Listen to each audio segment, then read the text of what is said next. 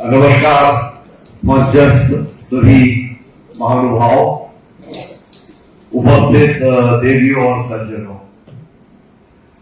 सर्वप्रथम मैं क्षमा याचना करना चाहूंगा कि लोगों का अलग अलग नाम मैं नहीं लूंगा, क्योंकि अगर किसी का भी छूट गया तो उसके रिपरकशंस आप लोग समझ सकते हैं। आप सबका अंडमान और निकोबार में आगमन पर आपका स्वागत है। आप लोग, मुझे बताया गया है, कुछ समय 2-4 दिन यहाँ ऑलरेडी स्पेंड कर चुके हैं, थोड़ा ट्रेवल कर चुके हैं।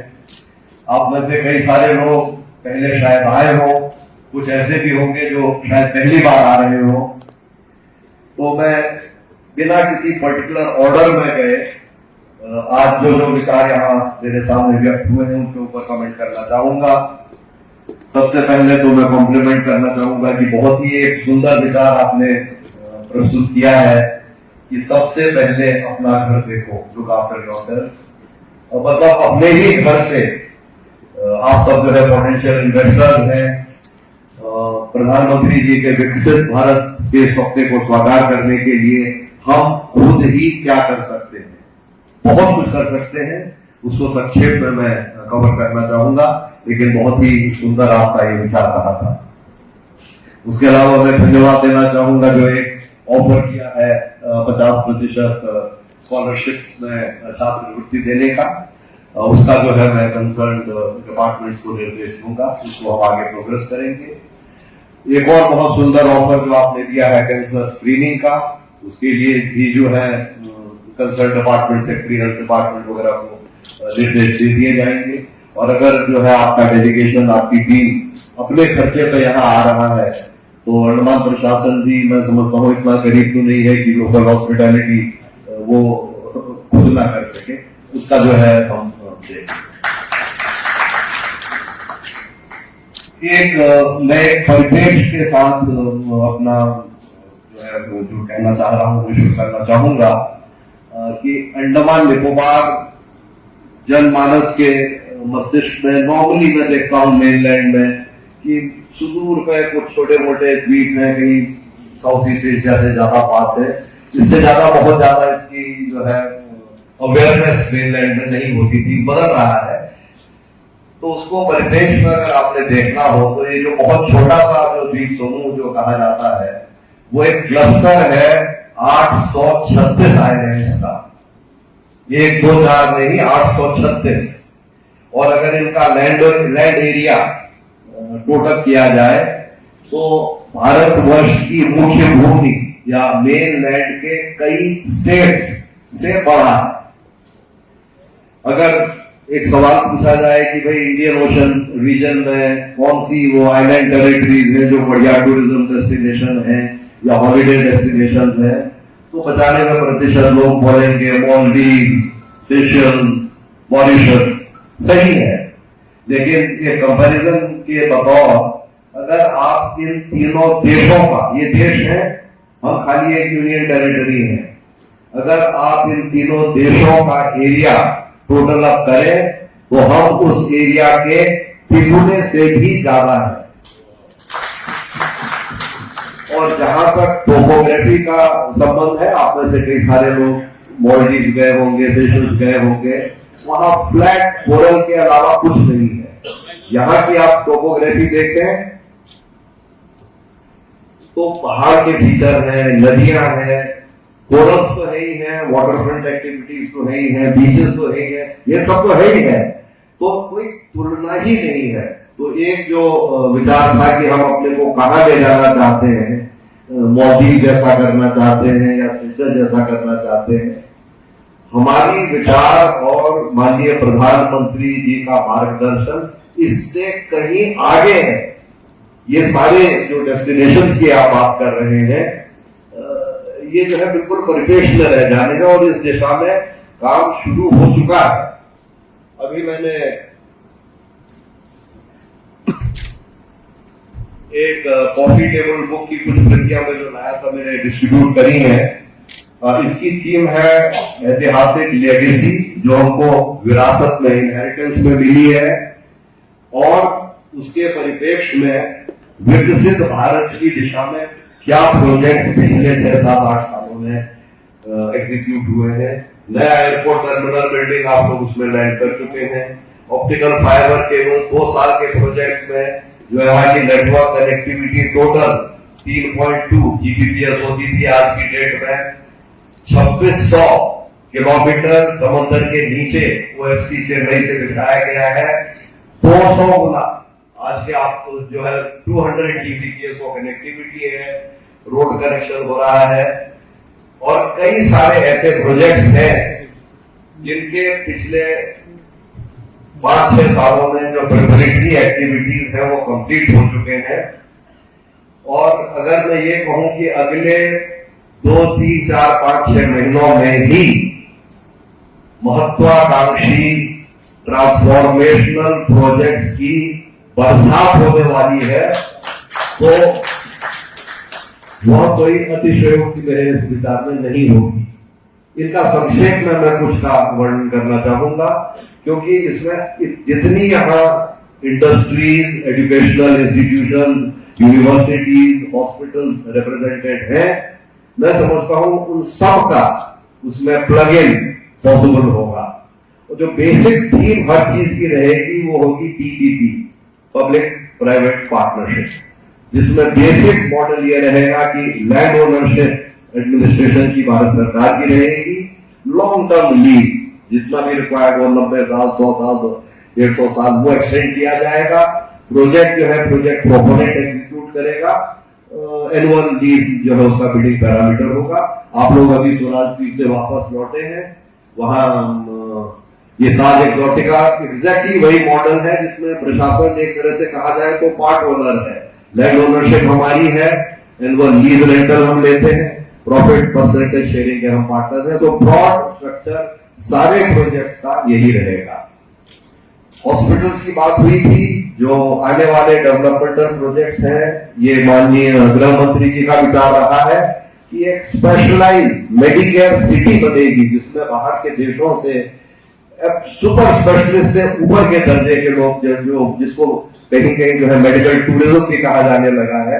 फिर मैं मेडिकल टूरिज्म वर्ड तो नहीं यूज करना चाहूंगा, लेकिन बाहर के देशों से लोग आए, बिल्कुल absolute high and Medicare facilities को अवेल करें। और ये सब जो है transparent level playing field building methodology के ऊपर ये डिपेंड करेगा। तो आने वाले महीनों में कौन कौन से प्रोजेक्ट्स हम एक्सपेक्ट कर सकते हैं।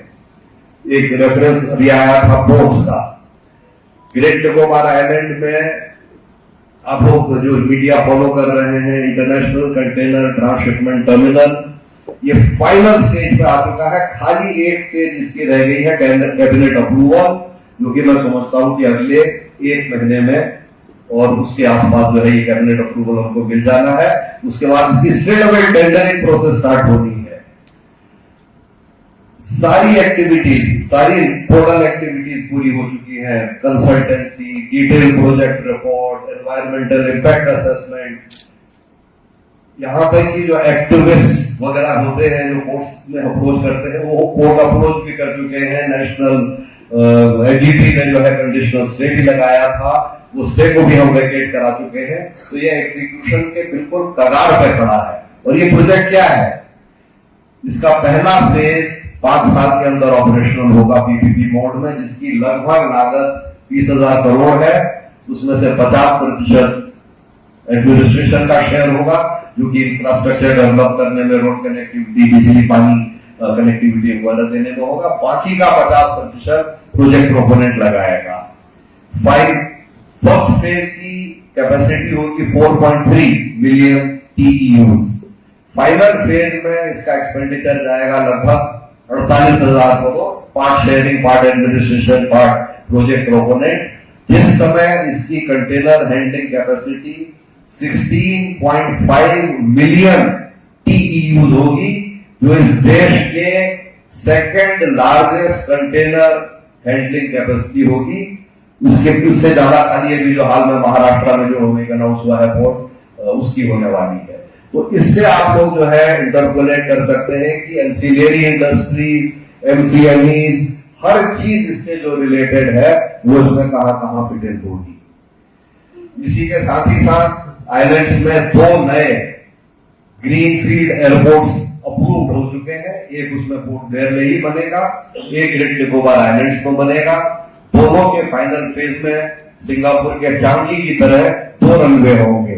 शुरू में एक से स्टार्ट करेंगे ऑपरेशन, फिर जैसे जैसे लोड फैक्टर बढ़ेगा तो कंस्ट्रक्शन, लैंड एक्विजिशन, हर चीज जो है वो 2 रनवेज के लिए, पीटीटी एक पैरेलल टैक्सी ट्रैक के लिए। तो मतलब ये संसार के सबसे डेवलप्ड एयरपोर्ट, और ये सब हम शुरू में जैसे कि गोवा में मोपा है या अभी ये नोएडा के पास जेवर वाला है, ये सारे के सारे पीपीपी मोड में हमने प्रपोज किया है, जिसमें बेसिक मॉडल वही रहेगा जो मैंने आप लोगों के साथ सामने डिस्क्राइब किया है। इसके अलावा आप लोग तो अभी जाके देख के आए हैं कि यहाँ अगर आप जाएं तो सबसे पहला जो टूरिस्ट जो देखना चाहता है कि होटल क्या है, रहने का क्या है हिसाब किताब, वो थोड़ा अभी भी बहुत ही बेसिक है, सिवा स्वराज द्वीप के जहाँ एक 5 स्टार आ गया है। बाकी जगह है होटल है, रिजॉर्ट है, लेकिन उस स्टार कैटेगरी वगैरह में नहीं है। तो हॉस्पिटैलिटी और टूरिज्म प्रोजेक्ट्स के 5 मेजर प्रोजेक्ट्स अगले 1-2 महीनों में टेंडरिंग स्टेज पे आ जाएंगे। उनके लिए भी सारी codal formalities, detail project report, consultancy, हर चीज हो चुकी है। वो फाइनल इस समय दिल्ली में एसएफसी और PPAC public private project committee और स्पेसिफिक फाइनेंशियल अप्रूवल कमेटी के अप्रूवल के लिए पड़े हैं, वो सीधे टेंडरिंग स्टेज में आ जाने हैं। एक और रिमार्क था कि इंटर आइलैंड कनेक्टिविटी अभी थोड़ी जो है डेवलप होनी बाकी है।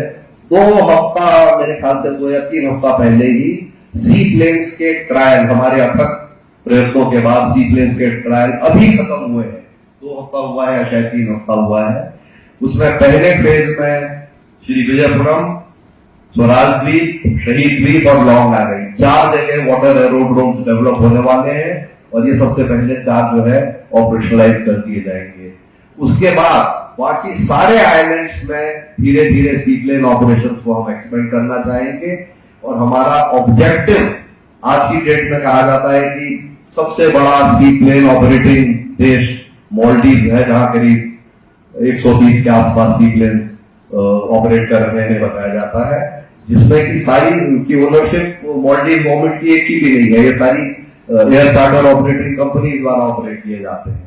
हमारा लॉन्ग टर्म ऑब्जेक्टिव होगा कि मालदीव के कंपैरिजन में मैंने आपको बताया हमारे तो 836 आइलैंड है, तो जैसे जैसे डेवलपमेंट बढ़ेगा, we are aiming to position ANN islands as the seaplane operating hub of the world, and I have no doubt कि हम इसमें जो है सक्षम होंगे, सफल होंगे।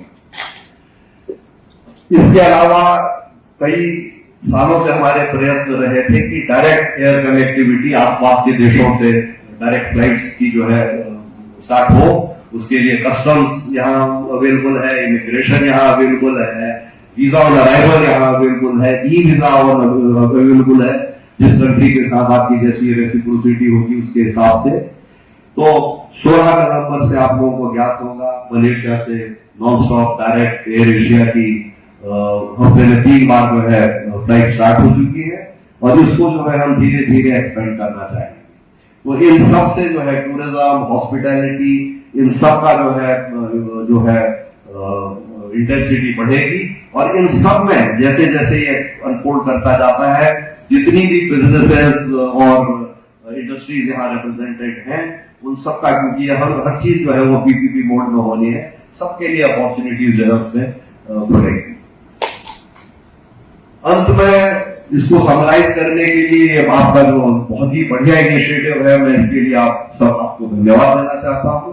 और इसको ज्यादा फोकस तरीके से प्रोग्रेस करने के लिए मैं ये सुझाव देना चाहता हूं। शायद मेरे ख्याल से प्रशासन की तरफ से भी थोड़ी कमी रही होगी, क्योंकि लगभग 1 साल पहले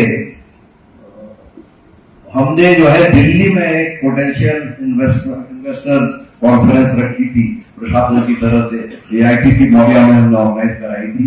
जो बड़ी सारी इंडस्ट्रीज आई थी, लेकिन उसमें फोकस खाली हॉस्पिटैलिटी और टूरिज्म में रह गया था। बाकी की इंडस्ट्रीज को हम उस समय मेरे ख्याल से इन्वाइट नहीं कर पाए थे। तो इस दिशा में भी हम प्रयत्न करेंगे, लेकिन इसको ज्यादा फोकस तरीके से करने की तरह प्रशासन से आप डायरेक्ट जो है हमारे ऑफिस के थ्रू इंटरेक्शन कर सकते हैं। लेकिन चैम्बर ऑफ कॉमर्स यहाँ का बहुत एक्टिव है। इसको अगर सब ग्रुप्स में जो है डील किया जाए तो उसको जो है वो डिसीजन मेकिंग वगैरह के लिए भी आसानी रहती है, उसको प्रोग्रेस करने में उसमें ग्रिप भी अच्छी रहती है। और एक अंतिम पॉइंट जो मैं आपको कहना चाहूंगा वो ये है कि बाकी आप सब लोग जो है बड़े बड़े उद्योगपति हैं, यूनिवर्सिटी बुखारा को रिप्रेजेंट करते हैं और कई जगहों में आपके इंटरेस्ट और इंटरेक्शन होंगे। जो यहाँ मेरे ख्याल से थोड़ा डिफरेंस आपको शायद मिलेगा कि आप जानते हैं कि एक यूटी है, union territory without state assembly. तो मतलब यहाँ कोई चीफ मिनिस्टर और अलग मंत्रालय जैसे बाकी की यूनियन टेरिटरीज में है वो यहाँ नहीं है। जिसका मतलब यह है कि डिसीजन मेकिंग लूप यहाँ बहुत ही क्विक है। इसका मतलब ये नहीं है कि डिसीजन नेसेसरली जो प्रपोजल है उसके फेवर में हो, लेकिन जो भी है वो लूप बहुत जो है क्विक है। दूसरा, यूटी होने के वजह से जो कि विदाउट स्टेट असेंबली है, सेंट्रल गवर्नमेंट का हमको पूरा सपोर्ट प्राप्त है किसी भी मंत्रालय का। और द्वीपों का विकास हो इसके लिए जो है प्रधानमंत्री जी ने आने के साथ ही जो पहले आए थे उसी समय द्वीप विकास एजेंसी, आइलैंड डेवलपमेंट एजेंसी का गठन किया था। उसके ये सारे प्रोजेक्ट्स जो मैंने आपको अभी गिनाए हैं ये सारे के सारे आइलैंड डेवलपमेंट एजेंसी के थ्रू शेयर हो रहे हैं। इसकी मॉनिटरिंग स्वयं प्रधानमंत्री करते हैं, इसकी अध्यक्षता गृह मंत्री जी के पास है, मैं इसमें पैरेलली वहां वाइस चेयरमैन भी हूं। तो डिसीजन मेकिंग लूप जो है बहुत ही क्विक है। तो इन शब्दों के साथ मैं एक बार फिर आप सबका जो है धन्यवाद और आभार प्रकट करता हूं कि आप लोग आए। अंडमान निकोबार आइलैंड में आपने जो है क्या इन्वेस्टमेंट अपॉर्चुनिटी सब लोगों ने आपने अपना खुद का असेसमेंट किया होगा। और आगे आने वाले समय में मैं चाहूंगा कि आप लोग इन्वॉल्व रहें और जो शुरू का थॉट था कि हम अपनी मदद खुद करें उसको जो है आगे प्रोग्रेस करें। मैं एनविजन करता हूं कि अगले 5-1 सालों में यहाँ का जो है बिल्कुल चेहरा बदल जाएगा। धन्यवाद। जय हिंद।